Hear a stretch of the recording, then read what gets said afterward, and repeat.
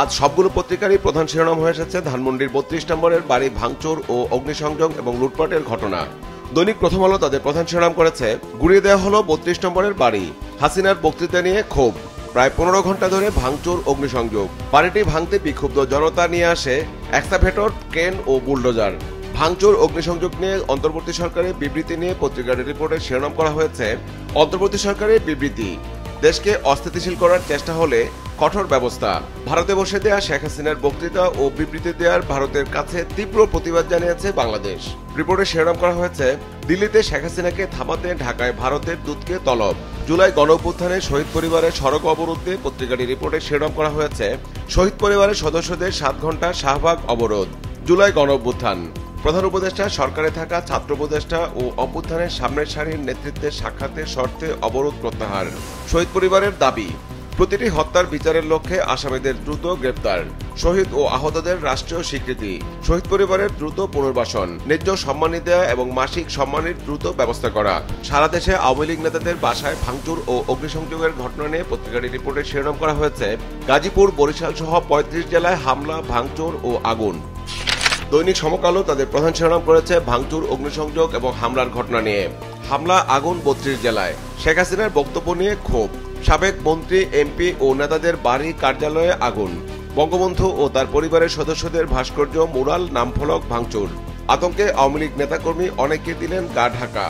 কিশোরগঞ্জে Awami League কার্যালয়কে public toilet ঘোষণা। ধানমন্ডি ৩২ নম্বরে ভাঙচুর ইস্যুতে বিশিষ্টজনদের মতামত নিয়ে পত্রিকাটি একটি বিশেষ প্রতিবেদন করেছে, যার শিরোনাম দেওয়া হয়েছে, ধানমন্ডি ৩২ নম্বরে ভাঙচুর, রাজনৈতিক মহলের মিশ্র প্রতিক্রিয়া, বিশিষ্টজনদের নিন্দা। একই ইস্যুতে দৈনিক যুগান্তরও তাদের প্রধান শিরোনাম করেছে, ফ্যাসিবাদের শেষ চিহ্ন মুছে দিতে দেশ জুড়ে বুলডোজার কর্মসূচি, হাসিনার দম্ভে চূর্ণ ৩২। ২৪ জেলায় আওয়ামী লীগের প্রভাবশালী ২৭ নেতার বাড়ি সহ বিভিন্ন স্থানে দলীয় স্থাপনা, নামফলক ও মুরাল ভাঙচুর, অগ্নিসংযোগ। ৩২ নম্বরে ভাঙচুর ইস্যুতে সরকারের বিবৃতি নিয়ে পত্রিকাটি রিপোর্টে শিরোনাম করা হয়েছে, ৩২ নম্বরে ভাঙচুর, হাসিনার বক্তব্যে মানুষের ক্রোধের বহিঃপ্রকাশ। শেখ হাসিনা বক্তব্য দেওয়া থেকে বিরত থাকলে এই ঘটনার পুনরাবৃত্তি এড়ানো সম্ভব। ভারত যেন তার ভূখণ্ডকে বাংলাদেশে অস্থিতিশীলতা সৃষ্টির কাজে ব্যবহার হতে না দেয়। দৈনিক কালের কণ্ঠ তাদের প্রধান শিরোনাম করেছে, দেশ জুড়ে ভাঙচুর ইস্যুতে, ভাঙচুর ও অগ্নিসংযোগ বন্ধে অন্তর্বর্তী সরকারের হুঁশিয়ারি। ৩২ নম্বরের বাড়ি এখন ধ্বংসস্তূপ, ভবনের ইট রড খুলে নিচ্ছে নিম্নআয়ের মানুষ। ৩২ নম্বরে ভাঙচুর ইস্যুতে সরকারের বিবৃতি নিয়ে পত্রিকাটির রিপোর্টে শিরোনাম করা হয়েছে, সরকারের বিবৃতি, হাসিনার উস্কানিমূলক বক্তব্যে ক্রোধের বহিঃপ্রকাশ, ৩২ নম্বরের বাড়ি ভাঙচুর।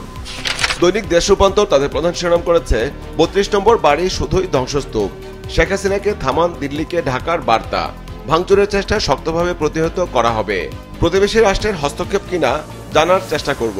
জাপানি সংবাদ মাধ্যম এনএচকে দেয়া প্রধান উপদেষ্টার সাক্ষাৎকার নিয়ে পত্রিকাটির রিপোর্টে শিরোনাম করা হয়েছে, নির্বাচন হতে পারে বছরের শেষ দিকে, এনএচকে ডক্টর ইউনুস।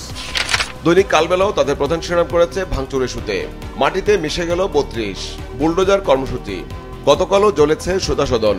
৩২ নম্বরে দুজনকে গণপিটুনি, ওবায়দুল কাদেরের বাড়ি ভাঙচুর, আগুন। বিচার বিভাগ সংস্কার কমিশনের সুপারিশ নিয়ে পত্রিকাটি একটি বিশেষ প্রতিবেদন করেছে, তার শিরোনাম দেওয়া হয়েছে, আদালত অঙ্গনে রাজনীতি করা যাবে না, বিচার বিভাগ সংস্কার কমিশনের সুপারিশ। বিচার বিভাগের রাজনৈতিক প্রভাবমুক্ত রাখতে রাজনৈতিক দলগুলোর দুটি বিষয়ে সুস্পষ্ট অঙ্গীকার প্রয়োজন। আদালত প্রাঙ্গণে মিছিল, সমাবেশ, অবস্থান, ঘেরাও কর্মসূচি ইত্যাদি নিয়ন্ত্রণের জন্য প্রয়োজনীয় আইন প্রণয়ন ও তার কঠোর প্রয়োগ নিশ্চিত করার প্রয়োজন।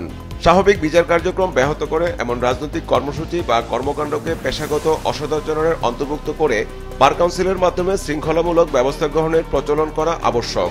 বিচারকদের অবশ্যই সব ধরনের রাজনৈতিক প্রভাব ও সম্পৃক্ততা থেকে মুক্ত থাকতে হবে। প্রতিটি জেলায় বার কাউন্সিল, ট্রাইব্যুনাল স্থাপন, আইন শিক্ষা বোর্ড এবং মাধ্যমিক ও উচ্চ মাধ্যমিক শ্রেণীতে আইন শিক্ষা অন্তর্ভুক্ত করার সুপারিশ। দৈনিক বাংলাদেশ প্রতিদিন তাদের প্রধান শিরোনাম করেছে, দিনভর শুধুই ভাঙার শব্দ, ধানমন্ডি ৩২।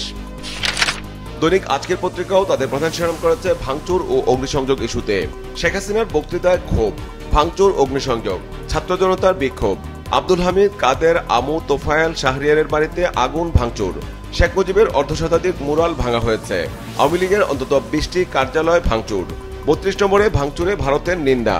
গণঅভ্যুত্থানের ৬ মাস নিয়ে পত্রিকাটি একটি বিশেষ প্রতিবেদন করেছে, যার শিরোনাম দেওয়া হয়েছে, প্রত্যাশা ও প্রাপ্তির অমিলে ছাত্র সংগঠনগুলো অখুশি, গণঅভ্যুত্থানের ৬ মাস, ফ্যাসিবাদের বিচার ও আহতদের সুচিকিৎসায় ব্যর্থতার অভিযোগ, সরকার যথেষ্ট কঠোর হতে পারছে না বলে দাবি।